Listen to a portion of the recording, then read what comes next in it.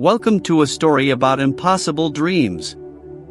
This is not just the story of a businessman. This is not only about movies, cartoons, or a famous mouse. This is a story about imagination. The kind of imagination that survives rejection, poverty, criticism, and failure. This is the story of a man who lost everything more than once. A man who was told, "You are not talented enough. Your ideas are foolish.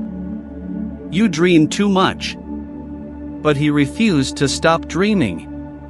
Because deep inside him, a quiet voice kept saying, "One day, you will build a world where people forget their fears and remember how to smile." And he did. His name was Walt Disney. And because of him, millions of children and adults learned that imagination can become reality. Before Walt Disney, animation was simple, short, and forgettable. After him, animation became emotional, magical, and alive. He didn't just create cartoons. He created hope. He created wonder. He created entire worlds. But this story is not only about success. It is about loneliness, failure, exhaustion, and the courage to keep believing when nobody else believes in you. And if you stay with this story until the end, you will not only discover how Walt Disney built one of the greatest creative empires in history. You will also learn how powerful your own imagination can become. And while you listen, you will also improve your English naturally. Real English. Emotional English. Story-based English. This is the kind of English that stays in your heart, not only in your memory. So don't just listen. Imagine. Because this is not only a story. It is a reminder that impossible things sometimes become real. Part 1. The Boy Who Couldn't Stop Drawing. 1901 to 1919. Walt Disney was born on December 5, 1901, in Chicago, Illinois, USA. His father, Elias Disney, was strict, serious, and hardworking. His mother, Flora Disney, was gentle, calm, and loving. The family was not rich. Money was always a problem. When Walt was still a child, the family moved to a small farm in Missouri. Life there was simple. Early mornings. Cold winters. Long days of work. Walt helped feed animals, carried water, cleaned tools, and delivered newspapers before sunrise. But deep inside, he felt different. While other boys played outside, Walt loved to draw. He drew horses, dogs, trees, neighbors, anything he could see. Sometimes he sat quietly for hours with a pencil in his hand and a dream in his mind. His father didn't understand this passion. "Drawing will never feed a family," he said. But Walt kept drawing anyway. At school, he filled notebooks with sketches instead of lessons. His teachers noticed something unusual. The boy had imagination. And imagination became his escape. When life felt hard, he drew. When he felt lonely, he imagined new worlds. As he grew older, Walt became fascinated by theater, storytelling, and moving pictures. Movies were still new at that time. Animation was primitive, short, silent, simple. But when Walt watched cartoons, his heart raced. What if drawings could feel alive? What if stories could make people cry, laugh, and dream? Those questions stayed inside him. During World War I, Walt was too young to join the army. So instead, he joined the Red Cross and became an ambulance driver in France. He was only a teenager. Even there, surrounded by war and destruction, he continued drawing cartoons on the sides of ambulances. Other soldiers laughed. Some admired him. But Walt didn't stop. Because creativity was already part of him. Like breathing. When the war ended, he returned to America with no money, no clear plan, and no guarantee of success. But he carried something more powerful. A vision. Part 2. Failure, Rejection, and the Mouse That Changed History. 1920 to 1928. In the early 1920s, Walt moved to Kansas City. He found small jobs creating advertisements and simple animations. The pay was low. The hours were long. But Walt was obsessed with learning animation. At night, while others slept, he studied movement, timing, expressions, and storytelling. He wanted cartoons to feel human. Eventually, he started a small animation company called Laugh-O-Gram Studio. Walt and his small team worked day and night creating short animated stories.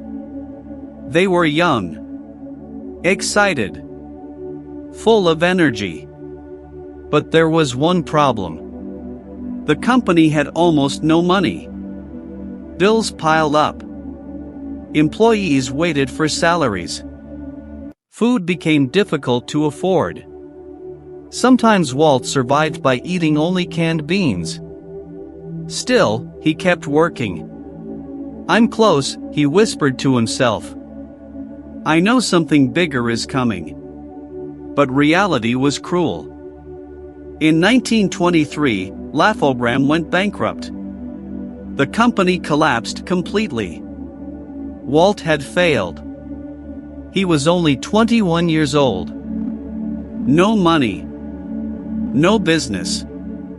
No success. At one point, he slept in his office because he could not afford rent.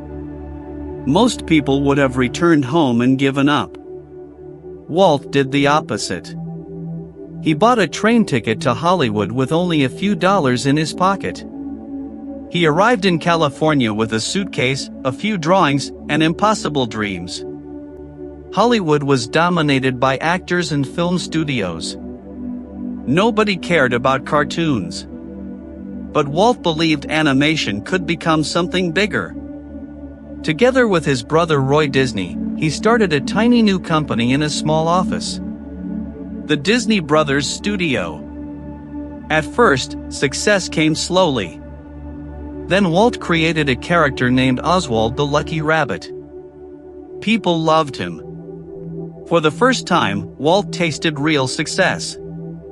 But then disaster struck again. A distributor secretly took control of Oswald and hired away most of Walt's animators. Walt lost almost everything. Again. He sat quietly on a train ride back to California. Exhausted.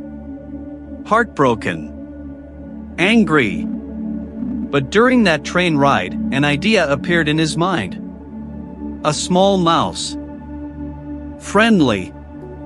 Funny. Optimistic. That mouse would soon change the world. His name was Mickey Mouse. In 1928, Walt released Steamboat Willie. It was one of the first cartoons with synchronized sound. Audiences were amazed. For the first time, animation felt alive. People laughed loudly in theaters. Children smiled. Adults forgot their worries. And suddenly, Walt Disney was no longer a struggling dreamer. He was becoming a revolution. Part 3. Building the Impossible. 1929 to 1945. Success finally arrived. Mickey Mouse became famous across America. Then came Donald Duck, Goofy, Pluto. The Disney studio grew quickly. But Walt was never satisfied. He always wanted something bigger. People told him, "Cartoons are only for short entertainment." Nobody will sit through a full animated movie. But Walt ignored them. Once again, he wanted to do the impossible. He announced a new project. A full-length animated film. Even his own staff thought he was crazy. The project became known as Disney's Folly. A foolish dream. The movie took years to make. Artists worked endlessly. Money disappeared quickly. The pressure was enormous. At one point, Walt risked almost everything he owned. But he continued.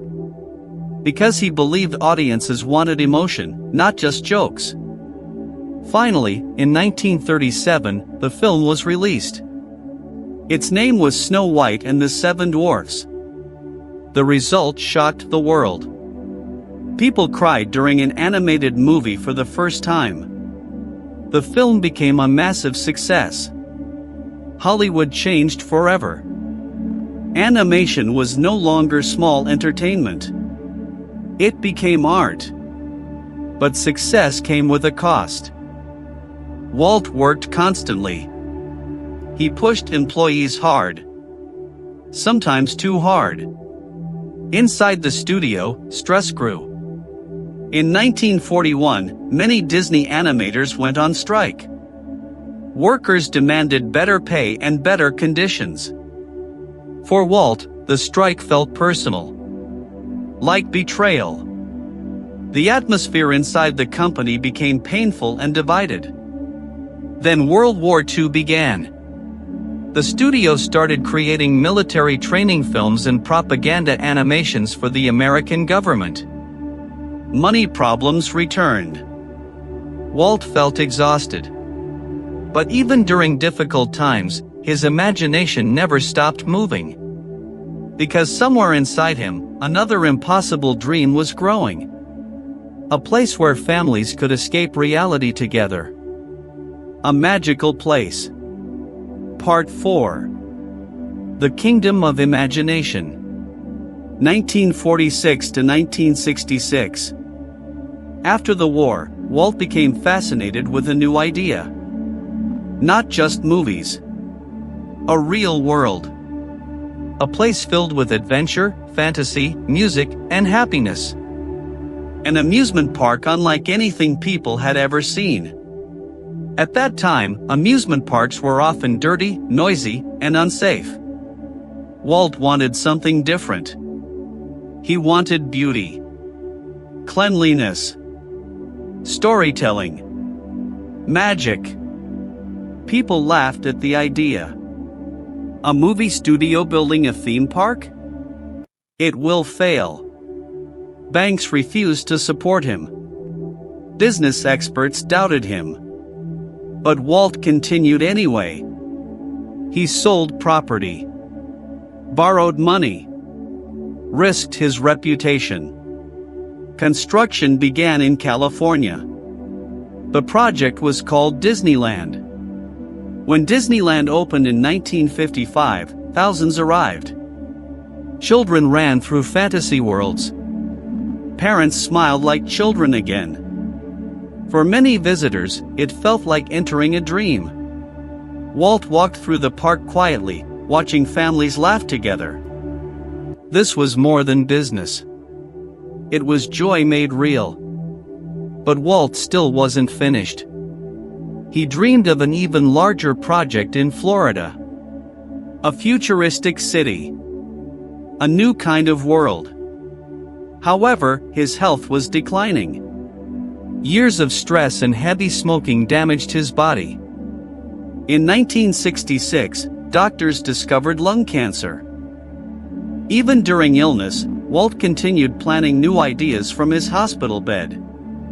He kept drawing. Kept imagining. Kept building future dreams in his mind. On December 15, 1966, Walt Disney passed away at the age of 65. The world was shocked. Millions mourned him. Not only because he created famous characters, but because he reminded people how to dream. Today, the Walt Disney Company is one of the largest entertainment companies on Earth. Its movies, parks, characters, and stories have touched generations across the world. But Walt Disney's true legacy was never only cartoons. It was belief. The belief that imagination matters. Now, let's talk about what you can learn from his extraordinary life. Here are 12 powerful lessons from Walt Disney. 1. Imagination can become reality. Every great creation begins as an invisible idea. 2. Failure is not the end. His first studio collapsed completely, but he started again. 3. Protect your dreams from negative people. Many people laughed at his ideas before they succeeded. 4. Creativity grows through practice. Walt constantly studied, experimented, and improved. 5. Risk is necessary for greatness. He risked everything for Snow White and Disneyland. 6. Never stop evolving. When animation succeeded, he moved toward theme parks and television. 7. Emotion is powerful. People remember how stories make them feel. 8. Build experiences, not products. Disney didn't only create cartoons. He created memories. 9. Great leaders inspire imagination in others. Thousands of artists helped bring his dreams to life. 10. Success does not remove struggle. Even after becoming famous, Walt still faced fear, pressure, and criticism. 11. Curiosity keeps people alive inside. Walt never stopped asking, "What if?" 12. Dreams belong to those who continue, not those who quit. Walt Disney was not perfect, but he was fearless enough to imagine impossible things. And maybe that is the greatest lesson.